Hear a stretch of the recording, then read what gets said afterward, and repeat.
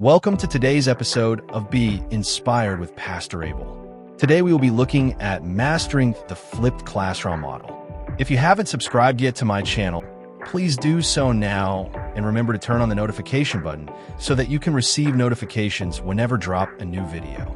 Okay, let's begin. In the evolving landscape of modern education, the pursuit of more engaging and effective teaching methodologies is paramount. Today, we delve into mastering the flipped classroom model. The flipped classroom is a pedagogical strategy that inverts the traditional teaching structure. Instead of attending live lectures in class and completing application-based homework afterward, students acquire core content knowledge before class, thereby freeing up class time for interactive, hands-on, and higher-order learning activities. To get it right, we need to look at step-by-step implementation guidelines. Sincerely speaking, mastering this model requires a systematic approach.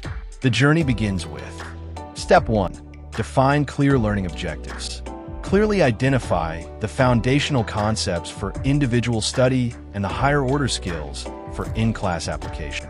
A successful flip is purposeful. Not all content needs to be inverted. Step 2. Curate or create engaging pre-class content. This content replaces the traditional lecture. It is crucial that materials, such as video lectures or readings, are concise, high quality, and accessible to all students. Incorporate checkpoints, such as embedded quizzes, to promote active engagement and hold students accountable. Step 3. Structure interactive in-class learning. Class time is now the dynamic space for application, collaboration, and deeper exploration. Design activities like problem-based learning, peer instruction, debates, or laboratory experiments. The goal is to move beyond passive knowledge reception to active knowledge construction. Step 4. Communicate and foster accountability. Clearly explain the rationale behind the flipped model to both students and parents. Crucially, establish a system to ensure students complete the pre-class work.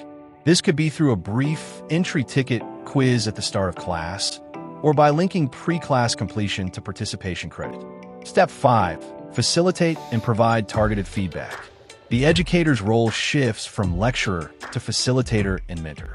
Circulate throughout the room, identify common misconceptions revealed by the pre-class work, and provide individualized support and real-time constructive feedback. What are the key principles for success? Focus on higher-order thinking. Utilize technology. Be flexible. Highlight Bloom's taxonomy with analyze, evaluate, create emphasized. For long-term mastery, remember these core principles.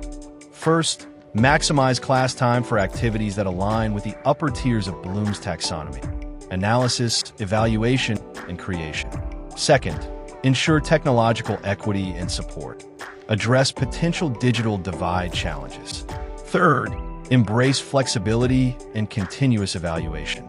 Regularly solicit student feedback and use assessment data from both pre- and in-class activities to iteratively refine your content and your in-class strategy.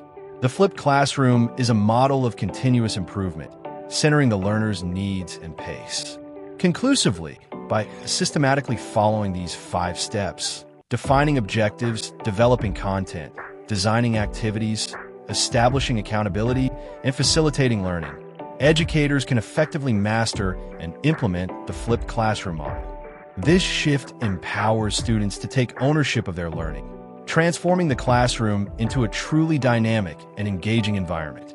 Thank you for watching. Please subscribe and share for others to learn.